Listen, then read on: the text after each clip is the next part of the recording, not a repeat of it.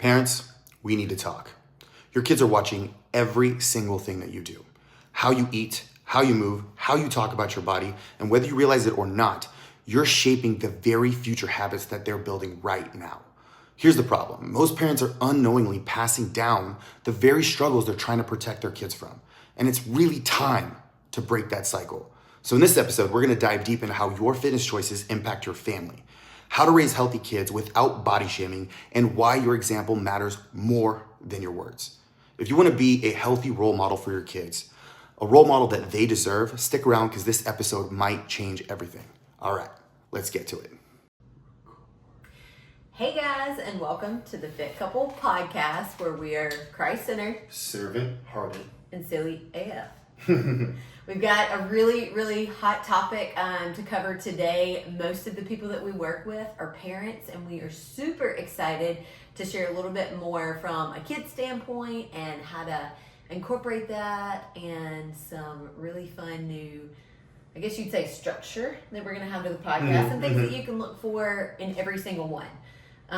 This girl's all about some cliff notes, so if I know little nuggets that I can look for each time, that's what I'm going to kind of go to and take away. So yes. So today, our entire topic is around your kids are watching, why your fitness habits shape your family's future. So we're going to dive into those pretty deep today. But before we do, I got something for you. Oh boy. This is not new. I feel like this is every time, and I never know what's coming, guys. So, real quick question. Okay. What kind of sneakers do a chicken wear? Or does a chicken wear?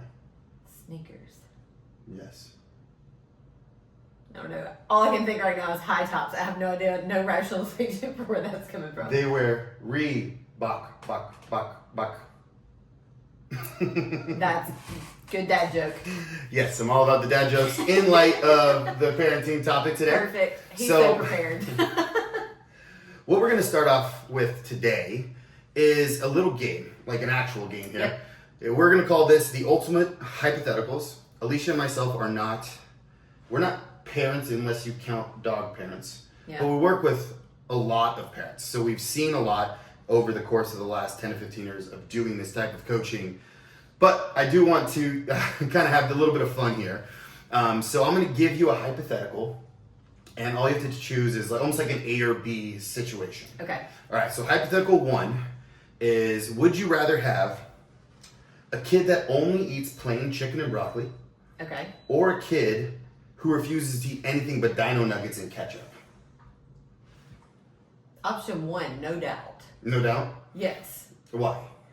Just because they're going to feel better, they're going to be in a better mood. I know that it's fueling their body, and I don't have to worry about, I can meal prep for them just like I do for myself. Dino nuggets are already meal prepped. You just I have to throw them in know, but the things that I know about processed food, I just know. Oh, that's a can of worms. So, yeah. So, let me throw that back at you, sir. Oh, it's the same answer. It's the same answer. Chicken and broccoli. I just had to know. I don't want any trans fats going into my kid's mouth. Not even Rue. She doesn't get no trans fats. She only gets the chicken and broccoli version of kibbos and pate. Yeah, she really likes her new kibbos, by the way. But, okay. All right, so hypothetical number 2. Yeah.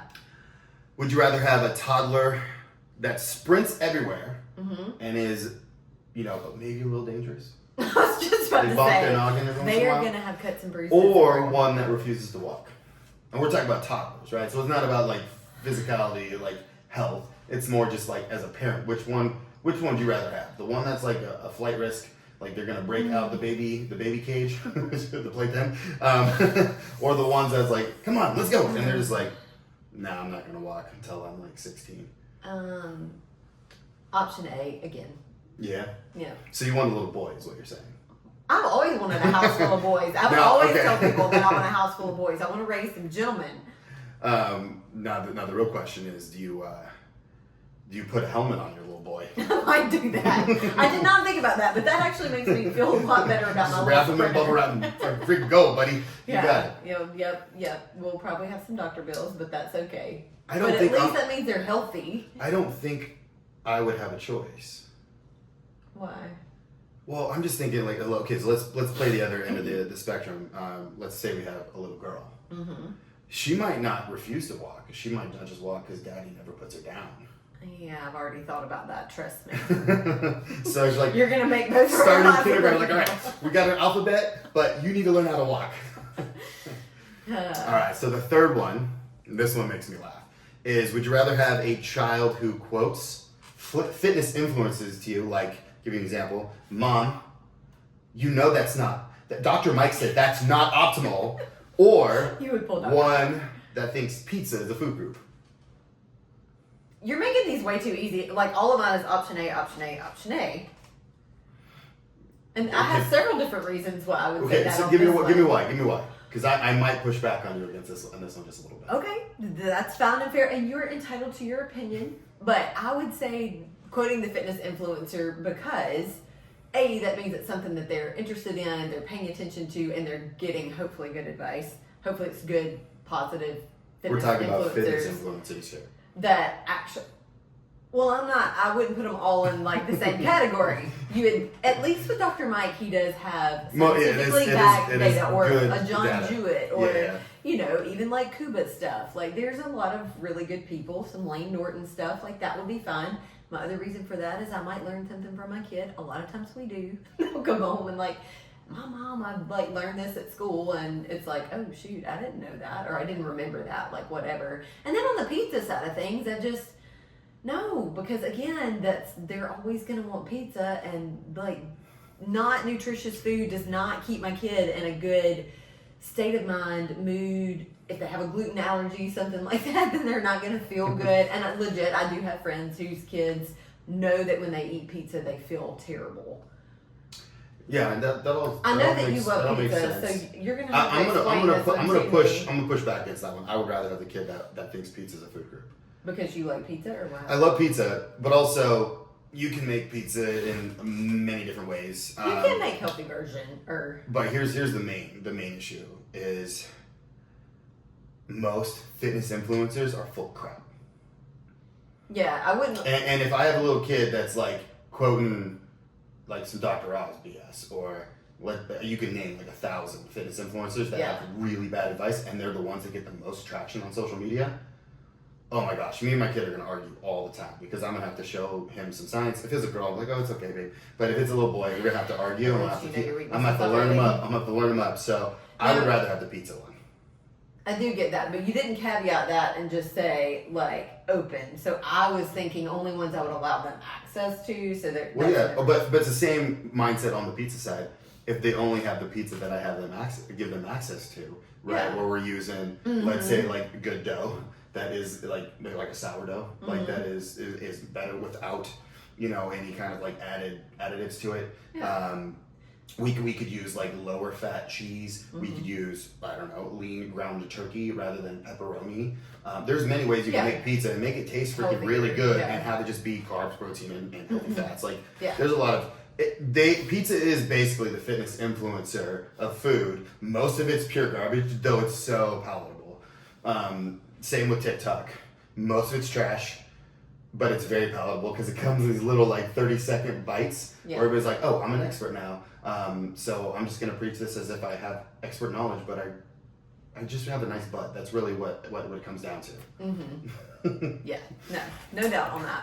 All right. So also in the comments, if you guys have something to weigh in on the fitness influencer versus pizza, please. Team pizza. We'd like to know. Yes. Team pizza versus team fitness influencer. Comment below. So our next segment is, I'm going to call this the Fit Couple Hot Take. Okay. Now, the purpose of the hot take, number one, is to get you thinking a little bit differently. Most likely going to call some people out here. Sometimes we call ourselves out. And I don't think that's necessarily a bad thing. So prepare if you are prone to getting triggered. This might trigger you, but hopefully it allows you to think about your own actions and your own behavior in a deeper, more introspective way, which should elicit some sort of change. So every week we're going to be bringing you a hot take, and that's going to be kind of the premise of what we dive into. So, babe, what is our hot take of the day? The hot take for this week is to stop using your kids as an excuse for you to not be in shape. Ooh. And. Ooh. Yeah. I can't tell you how many times I've heard this excuse. And it makes me really upset. Yes. Very much so. But I want you to tell me why. Not why it makes me upset, but why is this the hot take? It's the hot take today because it's the truth. And sometimes the truth hurts. So we want people to really feel empowered by this. And if it stings a little bit, then what that's telling us is that deep down people really know this. And maybe it's the lies of the world or society, or maybe that's how your family has made you feel about exercise and healthy fitness. Like my family used to like drive the truck beside me as I was trying to run down the road and like laugh, like make the joke about, oh, is there a bear behind you? In Mississippi, mind you. Like, what are you running from? Like they made every like dig at anything healthy. So I get it if you're from a family that like that's your example. But the generational curse can stop with you. And that's what I really want people to see in this hot take is let it be empowerment to you as to how to do life better when you've got kids. You want to be in shape and you also want to be a really good example for them. So when I hear someone tell me that they don't have time or they can't do it because they're parents, my first thought is that's exactly why you should be doing it. It's no longer just about you. No. Right? It's kind of like, I don't know how you feel about the seatbelt law, but when I think about the seatbelt law, I think of like government telling me what to do that has no impact on anybody else. If I get in a wreck and I die, that's on me. But if I have a wife and kids, my death is not just on me. It's on them as well. So it has a bleed over effect.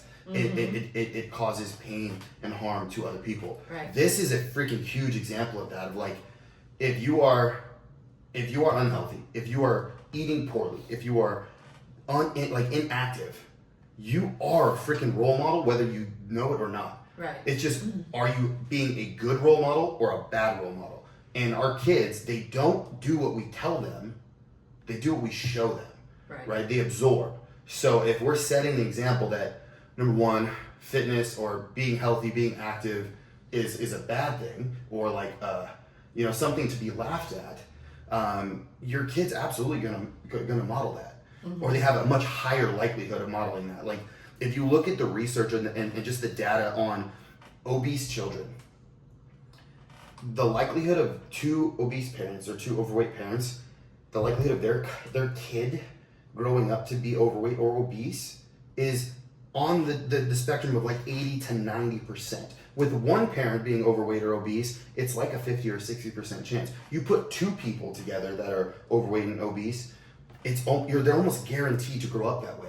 And it's because we are the sum of the 5 people we spend the most time with. And your parents, your nuclear family, that is going to be your biggest source of influence when you grow up. So I don't think this is a subject that we need to like tiptoe around. We dive to the heart of it. It was like, if you want your kids to grow up to be healthy and happy in their own skin, in their own body, and also, let's be honest, it sets them up for more success in the workplace because people that are healthier, they just tend to get, and more fit, they tend to get hired for roles more often. Confident. They're more confident. They have more energy. They're able to do better. They do better in school. Like, there's no freaking excuse. So if you don't have the motivation or the inspiration to be like, to do this for yourself, do it for your kids. Well, I think that's the harsh truth, is that if people are not doing this, then it's not a priority to them. And the way that they don't see it is, it's not just about like, making better choices and being the model. Sometimes, especially in today's world, it's like physical function of, if your house is on fire, can you physically pick up your kid, carry them out of the house, go back in for another one if you have them. If you're at the grocery store, the market, and somebody scoops your kid up, can you sprint to get your child back? Like, these are things that as a parent, and especially in today's world, you might face. And if you are not physically fit, if you're not taking care of yourself, you can't protect your family. Yeah. So I think that's another part of it so many times people just don't even think about. And it's okay if you've not had that example. But the biggest thing is just seek help. Like, be open to, hey, like, I heard you guys talk about this. I'm not really sure how to do this. It's not something that was modeled for me. You know, what are your takeaways? What are some things that I can start with? And I think that's the biggest thing. But at the end of the day, whether you've got kids that you're taking care of, or maybe you've got aging parents that you're taking care of, that's another side of it. Is if you have parents that are getting to an age where they can't get around. I had a grandmother that was bedridden. We had to move her with bed sheets. Like, you can't do that if you're not physically capable of doing that. And if you don't show up for yourself, you're not going to be able to show up for your family who you love. I love it. And I think one of the, like, one adage, you can call it cliche if you want to, that I've heard that I think is super impactful is, it may not be your fault, but it is your responsibility. So it might not be your fault that you were modeled poor behavior as a child, or even into your adolescence and even into adulthood, but it damn sure is your responsibility if you don't want to keep that going. Think about like an abuse cycle, right? Like, people that are born into an abusive household are far more likely to be abusive to their children, but that still doesn't negate the fact that we still have a personal choice to say, no, I don't want to be that way. I don't want my kids to grow up in this environment. So therefore, I'm going to do the hard thing. I'm going to change. And when I change, it sets the example and the tone for everybody else. And I'm just going to be straight up. I don't think, if there was one person that's most responsible for this, it is going to be the dad, the man in the relationship. So often when, like, I've met these wives and these moms countless times. They start a fitness thing. They want to change, but the dad's being the I'm stuck in the mud. I don't want to do this. I'm pushing back against everything tooth and nail. Well, guess what the family's going to do? What the freaking dad does, right? So eventually it's going to sabotage the other people. So I'm talking to men here, because men, this is our responsibility to step up and take the lead, and to be that, not just protector, but that provider for our family in many different ways. And quite frankly, when you're unhealthy, when you're overweight, when you're living this lifestyle, I can just promise you, your energy's going to be shit. Your mood is going to be shit. Right. You're going to be irritable. You're going to be short-tempered, and all of that comes across in ways that you don't even know to your child, right? Like, they know daddy's irritable and angry, but how much different would daddy feel if he took care of his health? Right. So it isn't about pointing the finger at anybody else and saying, you need to do this. You need to do this. Start with yourself. And I'm specifically saying, men, start with you. And that's not even something that we talked about before, like, sitting down today, but, you know, it's back to how we're created. And I'm glad that you kind of, like, painted that picture, because regardless, I mean, there's so many statistics out there about when a man or a dad makes a decision in a relationship or in a family, the likelihood of the rest of the family following. And the only caveat that I can, like, think to throw out with that is, if you're a man and you're not in that place yet, at least honor your wife, honor the mother of your children, honor the mom of your stepkids. Even if they're not your children, you are still responsible for their upbringing, and at least honor her enough to be supportive and encouraging. Yeah, and I see what you're saying with that, but I'm saying, if you're not there, get there, because it is that important. It is. Like, and I'm not saying you got to be like Alicia and myself, and, you know, eat, breathe, and poop this fitness gym stuff. You can start in very simple ways. Yeah. Cutting out junk food, going on walks, and we're going to get into, like, several just real easy tactical ways to improve your health. It doesn't need to be an all-consuming thing. No. It's just making a few better decisions every day. Yeah. And if you're at step 0, you just need to get to step 1. Yep. And then after 1, you just go to 2, and then 3, and then eventually, over the course of several months of making these, 1 degree of change at a time, you can completely 180 your life. And really, it was never that hard, because you're just making these small adjustments. So I think, to kind of sum this up, a few things is, when I'm talking to these people, the people that tend to use their children as excuses versus people who don't, what they tend to say is, I don't have time. And I call BS on that. The average person watches around 5 hours of TV or Netflix, Instagram per day. We're not asking you to do a 3-hour workout, or even a 1-hour workout. If you can get in a 15 to 20 minute bout of exercise. That's better than zero. That's way better than zero, and it's a great place to start. Mm-hmm. Then it comes to the kitchen. Like if you are eating garbage food, that's a really easy one to solve. Yeah. You don't have to be a dietitian. You don't have to know what protein, carbs, and fat. Just think. Did my grandparents used to eat this? Mm-hmm. Is it something? Was it available when they were alive? Was it something that I could grow, kill, or pick? That should be 80% of the food that you're consuming. You don't have to worry about calories, macros, blah, blah, blah. In the beginning, just make good choices. And then at the end of the day, you're at a certain place and you just need to progress. Mm-hmm. And quite frankly, just the act of trying is super infectious to your family. So that's all we're really asking is just try. And what I would say is share with your kids what your goals are. Like, hey, and be excited, because if you share this, if you say, hey, don't say we're going on a diet, or yes, mama has to work out, or whatever, but the way in which you present things to your family is so important and impactful to you. So once you do make that decision, but I'm trying not to get ahead of us. Yeah. It's just a topic we get so passionate about between the two of us. I think we can break this down to three basic segments, I guess, of ways to make this simplified and easy to digest. So the first one is we want to talk about kids and why do they copy our habits. So in your experience and through your research and all the people you've worked with, how would you say, what would you say is more important? Teaching your kids or showing your kids? And why, whatever answer you have, why?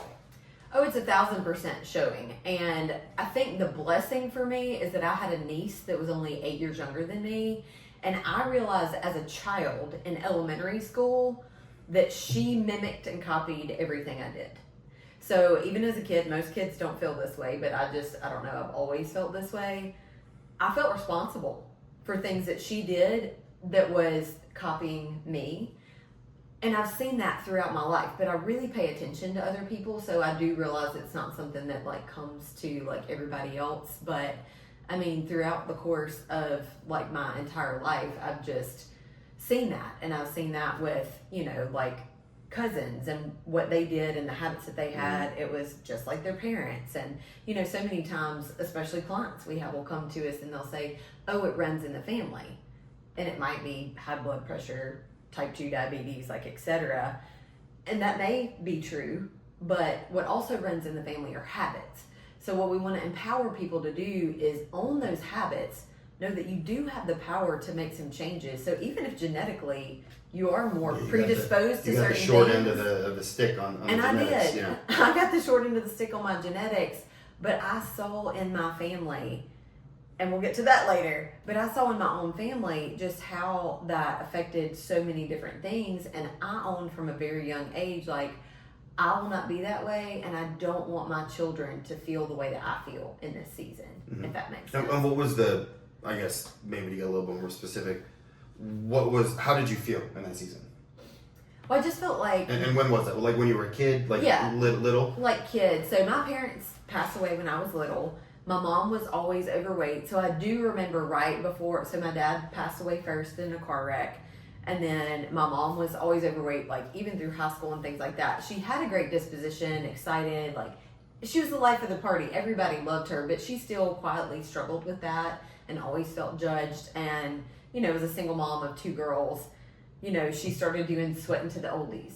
That was her, she loved music, she loved to dance, and that was her choice cardio movement so that she could, lose the weight to feel desired by, somebody else. Because, I mean, I can only imagine as a single mom with 2 girls, she was a stay-at-home mom. Now you're having to go back to work. Just so many things. So there's that. And I saw that huge transition with my mom.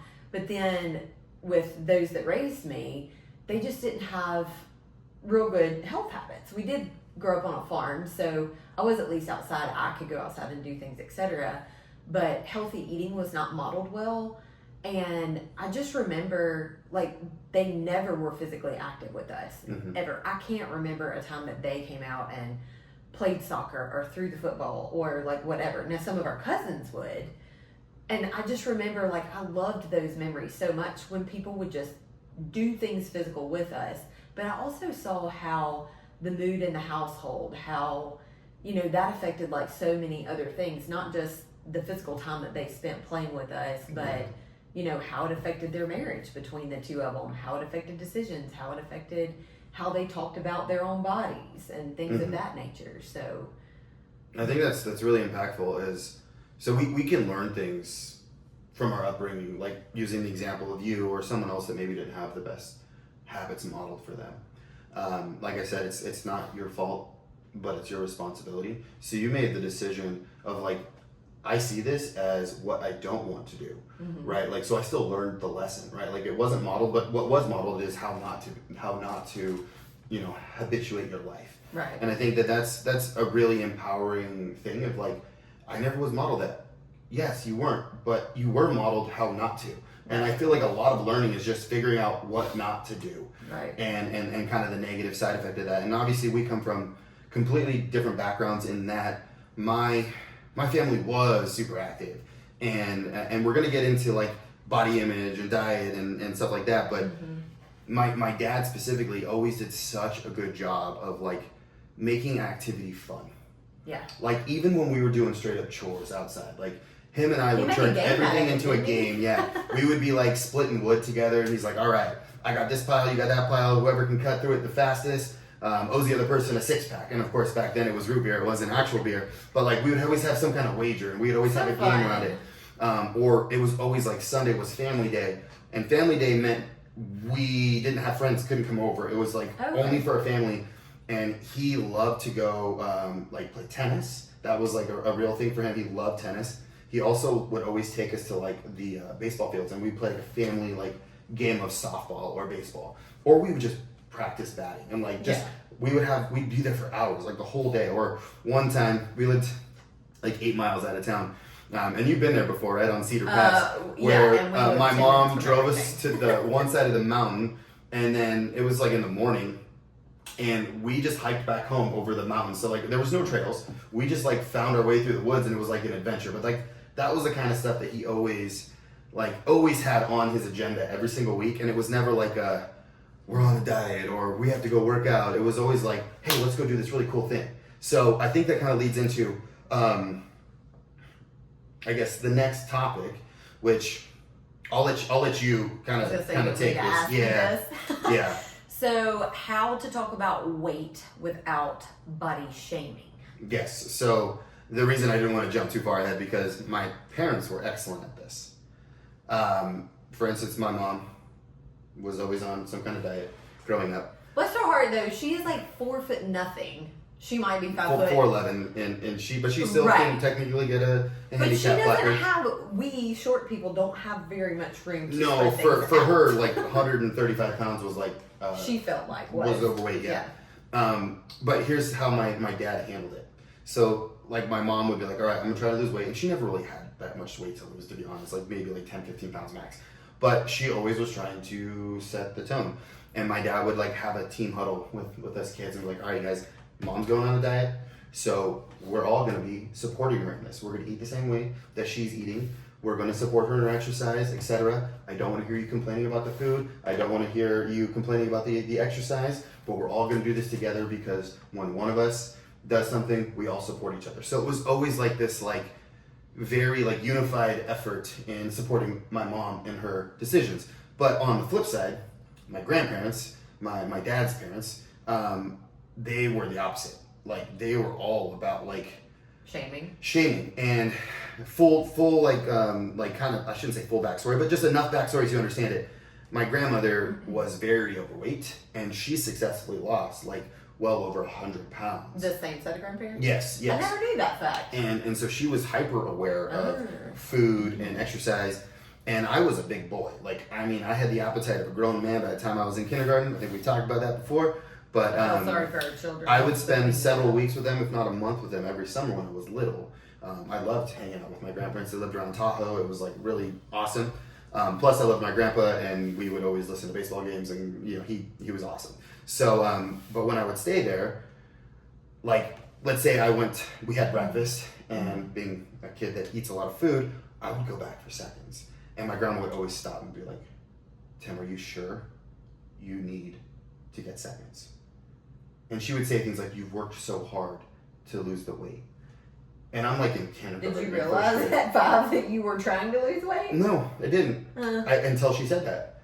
And then I was, so from those moments on, and it was a repeating thing, I was hyper aware of my weight. And I was hyper aware of my eating and my exercise. And what that did was it spawned a neurosis in me. I started my own first diet when I was in first grade.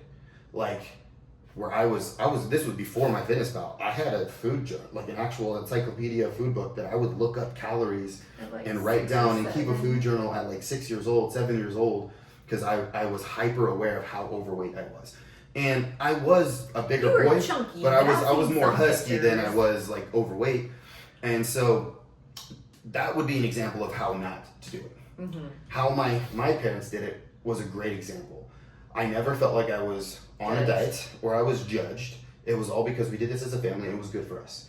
And I don't even think I stepped on a damn scale until I went to the doctors, right? Like, it was just more about habits and more about just being active and enjoying your life. Doing the things you want to do. Like, even when we were on dieting, we would still, like, find healthy ways to make pizza at home. My dad had this really terrible buckwheat pizza pancake, or buckwheat pizza dough recipe. It was freaking gross. Even he was, like, scraping off the toppings, eat the toppings, and throw the crust away. It was so gross. But we were trying, like, to make it, like, fun. But I never really was called to, like, you're overweight. Like, there was no stigma around it. With my once that stigma was placed in my head, though, it took decades for it to leave. And I would say that, honestly, there's still a small part of me that struggles with that stigma. So the important thing here is we don't want to demonize, glorify. We don't want to glorify, like, dieting or losing weight. We just want to glorify healthy habits and loving ourselves. So the reason, if you as a family are going to go on a diet, for starters, don't call it a diet. Second, do it because you want the best for yourself, not because there's something wrong with you that you need to address and fix. Yeah. Because there is nothing wrong with you, even if you're overweight. And this is like kind of like, it feels polar to what we just talked about of like owning your situation and responsibility. Yes. But there's still nothing wrong with you. Your value is not derived from your scale weight or your body fat percentage. You're still a human being. You still have all the value in the world, but you want to do the best for yourself the same way you would want the best for your kid. And that's why you exercise. That's why you eat healthy foods, because you love yourself. And I think if we can come at this whole like dieting and healthy lifestyle, like frame of mind from that versus there's something wrong with me, I need to fix it, we can solve so many problems where our kids like get, thrust into diet culture. Right. Well, and I think part of what you're touching on with this too is just, as a parent, there's nothing that we want more for our children than to make life easier for them, to set them up well for life. Like, how many people start, a college fund when the kid's still in like diapers and things of that nature, but not normally in homes anymore, no longer in schools. Are you really educated how to take care of this house? And this is the one house that you get to live in your whole life. So if you can teach your kids healthy eating habits, healthy like movement habits, and you don't have to tell them you're teaching them, just do it. That's what they think is normal. They like, this is just what you do. This is what families do. Yeah.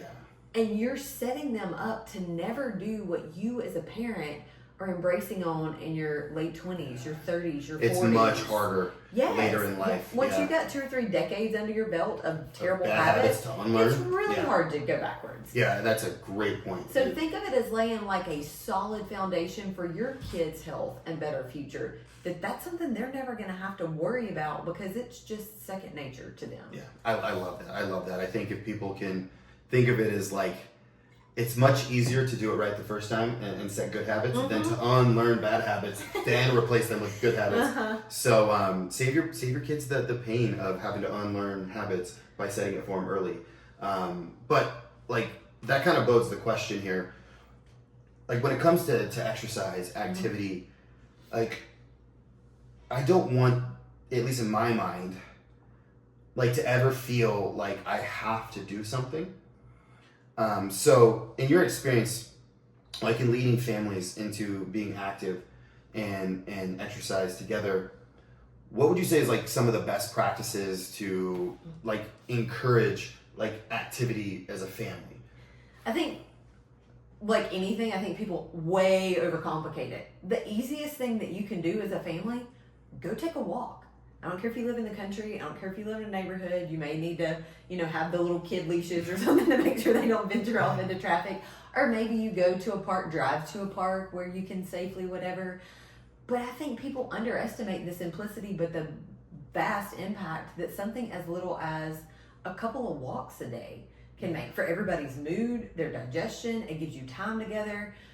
Off phones, like technology needs to stay at home. Dad can keep a phone on him just in case there's some emergency or something that you need. But this is where, again, the whole I don't have time comes in. Even if it's a workout, what we see so many times is there's always opportunities. It could be while your kid is playing ball practice. You could do a video workout in the parking lot. You can walk around the baseball complex, whatever kind of, gym it is, etc. If you're at home, let the kids join you. They're the best accountability partners on the freaking planet, because if you tell them we're gonna do our fun exercise routine 3 days a week, trust me, they're gonna remind you, and they know when you're only at 2. They want to be a part of that. And I've just loved this, even anytime I go stay with any of my friends, that is the one thing. Every single kid always tries to join me for my workout. It doesn't matter where I am. It can be in the spare bedroom. It can be in their backyard. It can be at the park, whatever. They always want to join. But I think one of the big things with that is currency for kids is time. Mm-hmm. They don't care what you're doing. So why not make that something that's like a physical activity that you're doing with them? And then we're not even going to get into the science and the background of the bonding, the emotional support, the trust that comes from doing hard things together or just working together as a team. You've worked in a few corporate environments, but that has been such a big thing over the last 20 years is people doing these corporate team bonding experiences and ropes courses and all of that. And it's literally just, it requires communication. You're physically moving together and you're working as a team, right? Yeah. So I don't know. There's just so many things and people overcomplicate it. Just go for a walk. Just get outside, the fresh air, noticing, and make it a game. Your dad, I just wish that I had gotten to grow up with your dad. I would have been helping him come up with the games. All right, Dad, let's see who can, come up with the most different sounds that we hear on this walk. And it can be the crinkle of the rocks, a bird. It can be the leaves blowing in the wind, whatever. But there's just so many things to be said for being outside in nature. So I think that is a huge part of it, because I like to tie that in and just keeping it simple. Yeah, I think the last part that you brought up by making it a game is really, really it's a game changer. And it makes it fun for us too. Not to be puntastic, but it's a game changer. So when I first started coaching, personal training in person, so I'm a strength coach. I've done my soiree into pro training, athletic training, even Olympic training, but you don't start there. You start generally with either general population or you start with kids. And so I started with kids. I didn't realize that. It was my very first team coaching, strength conditioning coaching, that was my entrance into the strength conditioning world was through kids athletics. Okay. Now, and I'm talking kids, 6 years old and under. Mm-hmm. So we're talking kids that are not trying to go pro. They're not trying to they're not make the high the school team. Their parents just want them to be athletic and coordinated and move. So I get this group of kids coming in. I first go in with all of my CSCS training. I got all the optimized structure to the workout. I found out within the first session that this is not going to work. These kids are what are we doing? This is boring. Straight over their head. I don't want to do push-ups. Make it I don't want to fun, do Mr. lunges. So I'm how can I reach these kids? Mm-hmm. And what I ended up doing was turned every single thing that we were doing into some kind of game or competition. So for instance, we had these dynamic warm-ups we would do. So you've seen people like high knees and like, you know, A steps and like lateral lunges and things like that. So what I did was I set up like an obstacle course with cones, with physio balls, with hurdles. And it was like, okay, from one cone to the next cone, you've got to sprint and then you've got to back pedal back. And then I need your high knee back to the second cone. From there, you're going to lateral shuffle to this cone. And then you're going to do bounders over these hurdles. And then you're going to run I always finish it off with, we had those Bosu balls, but I would put them face down so the round end was up, and they would have to run and jump off the Bosu ball and stick the landing. And it was like a way of like turning it into a game. So we would do a couple runs. I'm like, all right, now it's the challenge round, which means I had a stopwatch out, and I was timing them. And we're working all of the specific skills that I wanted to work in. I could manipulate what they're doing between the cones to work on specific skills, but it became a competition. It became a game. It became an obstacle course. And you're not getting the kid pushed and back they just like online. instantaneously were like right in line, and they were having a blast. Yeah. And they were performing way better. Their focus was there the whole time. What had structure? Well, I had structure before, but structure without fun for kids means nothing. Yeah. So the takeaway is, if we can make activity fun, if you can make it play, there's really no difference between play and exercise. Yeah. So why not just do them at the same time? So that way you're getting your workout in, and your kid's getting their playtime in, and you're both spending quality time together at the same time. Yeah. So and it's not terrible for adults to play and be kids every once in a while too. No, I think it like is super helpful to help us to stick to it, and that's what it just makes me giggle. Of course, I think of Dana and Clint Hamilton's boys because I've spent so many nights with them, and then for a period of time, I actually rented their guest house, and their boys' favorite thing to do was to come help me work out. And I mean, from the time that they could crawl and were toddlers, I can't tell you how many times I've been a bridge for tractor trailers to go underneath, or like them run over my legs during a workout. But they just wanted to be in the same room where I was. And they're fine. And most of the time, they're just kind of playing beside you. But if you can make it fun, then as they've grown up, they've literally identified as that. Like Thomas Myers, like he's all about like working out and etc. And like it makes my heart happy that when they're going through like a book of different professions or things that maybe like somebody is doing as they're going up in grade school, and it gets to, you know, I'm trying to remember what the book was, and it was like school mascots, and it just so happened that it was the Mississippi State mascot, but he was in a gym like lifting weights, and they pointed at it and they're like, oh, that's like Miss Alicia. So it's something that they related to as fun, something that they wanted to do, and I never like shunned them or like made them like, you know, go away, and found a way to include them even if they weren't actually doing the workout with me. Right. And that speaks absolute volumes. So making it fun, to kind of wrap it up, making it fun, game changer. Don't stigmatize working out as a punishment. Don't label it. Yes, don't label it. It's just playing with your kids. And I mean, there's no downsides to it, right? Right. No, I totally agree with that. And one thing that I will say on the flip opposite side of that I think we as women don't think about that much. And even if you don't realize your kids are paying attention, maybe it's you getting ready in the morning in the bathroom, you think you're by yourself, and their like little ears are right there at the door, and you're putting your makeup on, or, you know, putting your clothes on, like frustrated with how things are fitting or not fitting. Love yourself first, because their little ears are always paying attention. And one picture that it makes me cringe to send out, but I tend to send it to my mamas, is it's this little girl that's got just a little bit of belly rolls, and she's got these big like fabric shear scissors, and she's trying to cut the fat off of her body because she's so used to hearing her parents talk about, demonize their body. And it's just so impactful the ways that our kids take that. Yeah.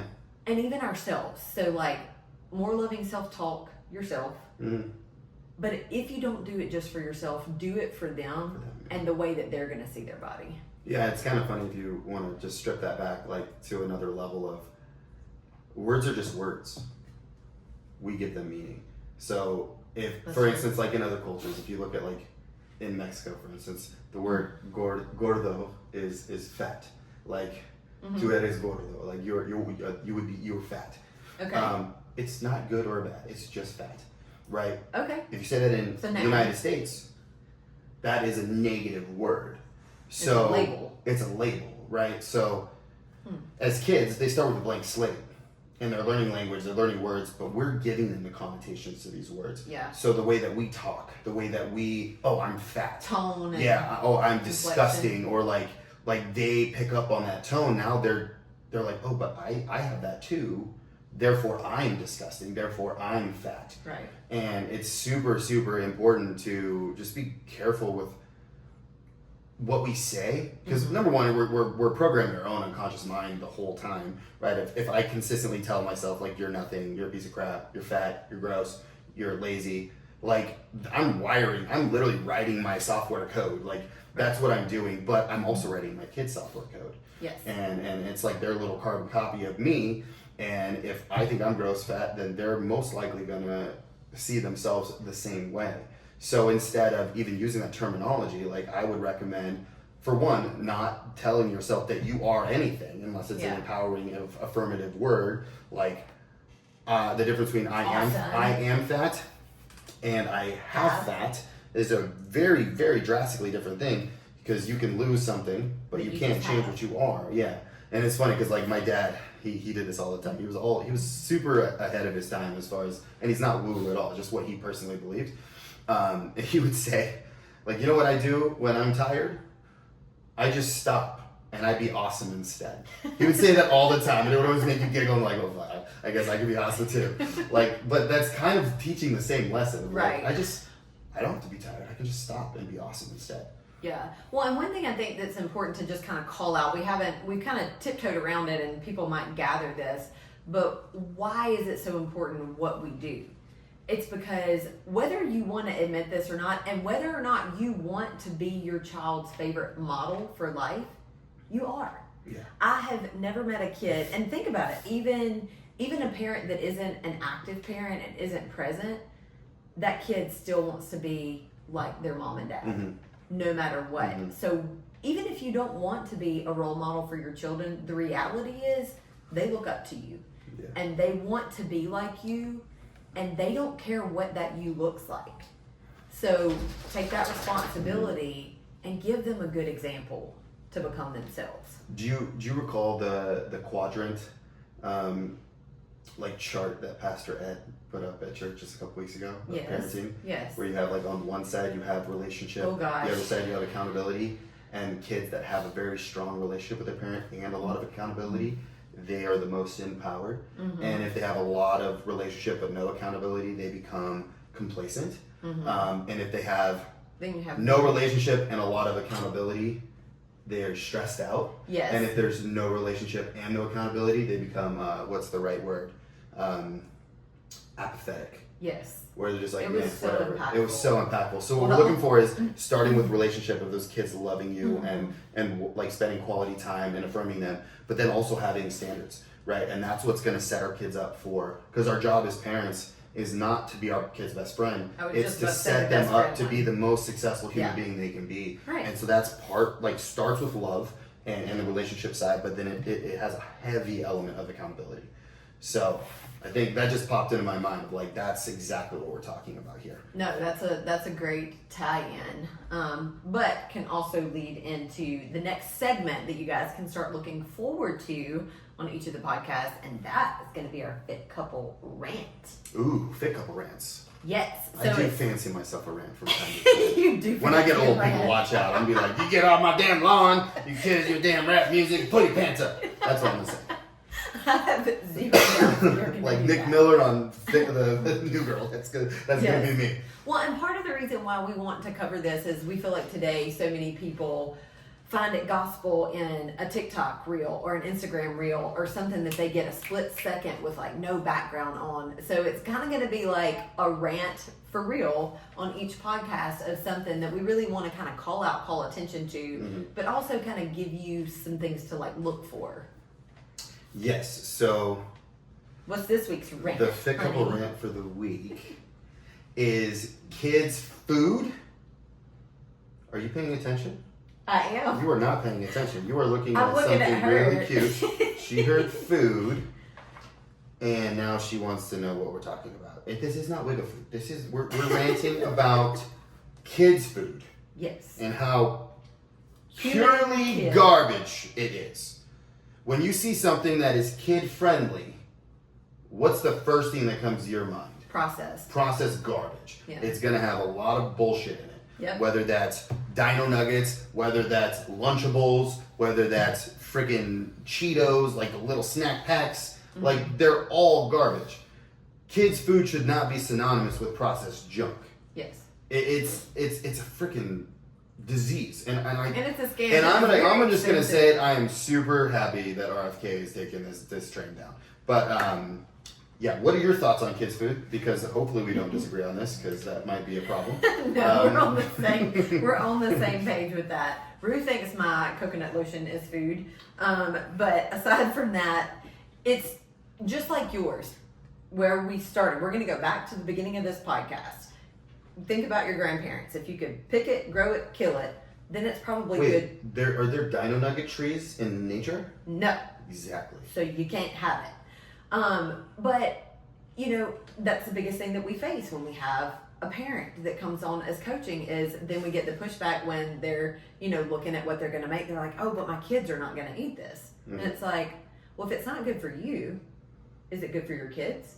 Would you want your kids to eat things that are highly processed, highly inflammatory, going to mess up their digestion? If it's got a paragraph of ingredients, that's not a whole food. And we're not saying that you can't ever have things that aren't like that. It should not be the bulk of your. It should not be the bulk of your diet, you know. And it's just, and honestly, it creates a lot of issues with their focus at school. It creates a lot of behavioral issues, attention. I can't tell you how many friends of mine who have had issues at school, paying attention, taking tests, acting out, speaking out of turn, that don't go with putting their kids on medication, which is what unfortunately the schools and even the school nurses tend to do. But those that take a nutrition approach and simply change what they're feeding their children, they're no longer feeding them cereal for breakfast, they're not feeding them sugar, they're feeding them some kind of like healthy protein, maybe a Greek yogurt with some fruit or, you know, something of that nature, some eggs, some bacon. Like, it's okay to have some like turkey bacon or even some real bacon, like they're real kids. Yeah. Right. But it just affects so many positive things when we clean up their food. If you're going to clean up your food, why would you not clean up your kids? Yeah, it blows my mind that there's an entire like marketing like campaign that is setting up kids, and this kind of gets back to like what you talked about before with habits, is our palates develop really early in life. Yeah. And if you start your kids on highly processed, and regardless of what the processing is, I think it is kind of important to like label or at least describe what we're talking about there. Because processing can be like a just ubiquitous term that we use. We're talking about like the deep fried, the hydrogenated oils, the trans fats, the additives to your food. And what's the purpose of all of that stuff? Number one, to preserve it, right? It needs to have a longer like shelf life, so that way, you know, you can make it in bulk and it doesn't go bad. Which, you know, like let's be honest, a chicken, if you have just chicken breast, it ain't gonna last as long in the refrigerator or in the freezer as a Dino Nugget, like or in the grocery store. It's not gonna last as long. There's a reason that it's heavily processed. Second is it's made to be hyper palatable. So if we're thinking about, because the businesses that make these foods, they don't really care about your health. What they care about is sales, right? So like they just want you to buy more of their stuff so they can make more money. I don't fault them for that. It's business. Their goal is, the bottom line is to drive up sales, right? To drive up profits. So what are they going to do? They're going to make it incredibly tasty, incredibly easy, right? Efficient. Throw it in the microwave for 90 seconds. And we're also going to put tons of ad dollars out there to tell your kids that you want this. So the kids are seeing these advertisements of, Mom, why can't I have that? Why can't I have this? So when you start them on that, though, now their palate is adjusted to these hyper palatable, really convenient foods, when in reality, like, we've got all the flavors in nature. Like, we've got sweet, we've got savory, we've got really awesome stuff. But if you try to compare strawberries to, let's say, a fruit roll-up, like, the kid that has eaten the fruit roll-up's not going to enjoy the strawberry near as much. And they're going to want to do this for the rest of their life. So it's almost like, you know, if I was a drug dealer, I would approach it the same way. Like, get those suckers hooked early, so that way they keep coming back for more supply. And that's right? exactly what they do. And that's exactly what they are. So that is I think my take on the rant is we're trying to eliminate, or at least in my mind, I want to crowd out all of this hyper palatable, hyper processed foods with good, nutritious, single ingredient items. Yep. It's not about putting your kid on a diet or putting yourself on a diet. It's about eating enough of the right things so that way you don't have enough room to really fit in the garbage, right? So I would personally remove it all from my entire refrigerator, freezer, pantry, get that crap out of here. Mm-hmm. And yes, you're gonna have a detox phase in the beginning. Those kids are gonna be cranky as heck. Send them outside. Time for a walk. You know what? Just like with a caffeine withdrawal, it's only gonna take a week or two, and they're gonna be fine. Yep. They ain't gonna die. And if they don't eat dinner, they do exactly what my parents did to us. So if you ain't gonna eat dinner, no, you can't have cereal. No, you can't. You're gonna eat dinner, and if you don't eat dinner, then you're gonna have what's for dinner for breakfast, or whatever meal is next for you, because you're gonna eat dinner. Yeah. And eventually your hunger will make that food taste really freaking good. And out of my parents' 4 kids, only one of them was stubborn enough to wait long enough for that food to spoil. That had to be Jake. Oh, it's Jake 1000%. Me, it was like, I never complained at all because every food was awesome for me. I was the easy kid with that. It's like, what are you eating? Yeah. I don't care. I'm going to eat it. Anything. But Jake is like, nah, I ain't having it. And he would literally say no for multiple days in a row until that food spoiled. And then it was just mean and probably bad parenting at that point to make him eat rotten food. Yeah. So he would win. Well, and I had 2 really strong points on that. Like you were calling the men out earlier, and this is where I want to call us women out. Because women make more than 80% of the food choices in the home. We tend to do, you love to grocery shop, so you don't typically fall in this category, although I do tend to do a lot of our grocery shopping. But women make most of the food choices in the house, whether that's groceries or you tend to be the one that picks the kids up.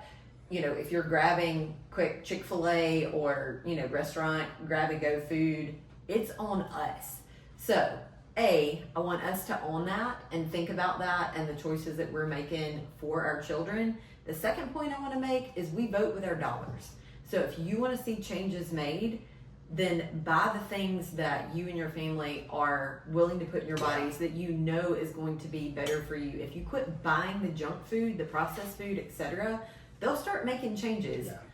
That's the beauty of capitalism is they do not care. They really don't care. Yes. If you say as a populace that we demand healthy food options and we'll buy healthy food options, but we're not going to buy garbage anymore, they'll start making healthy food options because they care about money. They care about profit. Yep. And we saw this within there's been quite a change. Mm-hmm. Like even in fast food, like there was a wave where there was no healthy options at like McDonald's, stuff like that. Now you can get salads and crap at McDonald's. Like why? Because enough people said, I want this. Yes. For McDonald's, like, well, we want money, so let's exchange what you want for money. Well, and the thing is, we know the mom wants the salad, and she's going to have 2 to 5 kids in the car with her, so as long as she wants our salad, then she's going to get the rest of the carload, the other stuff. Chicken nuggets, yeah. Yes. So, no All doubt. right, so with that being said, let's sum this up, because we've had quite the long podcast here so far. We don't know. Actually, it's not our worst, but... So break this up into a couple just key takeaway points. Number 1, your kids are going to copy you. So make sure they're copying something good. Yes. Point 2 is no more negative self-talk about food, about weight, about anything healthy lifestyle. Talk with excitement. Think about being a salesperson. Yeah, it's like you're literally a salesperson. Like you were literally selling your family on this is better for us. And like, I'm excited about it, but it starts with your excitement. Like you be excited, positive self-talk. Again, remember the little girl with the scissors. That's always a gut-wrenching visual enough for me to be like, no. I need to like approach this a different way if I'm going to have that impact. And then number 3, make movement and healthy eating normal, not a punishment. And fun. Right? So if we can make movement fun, we can make healthy eating fun and tasty.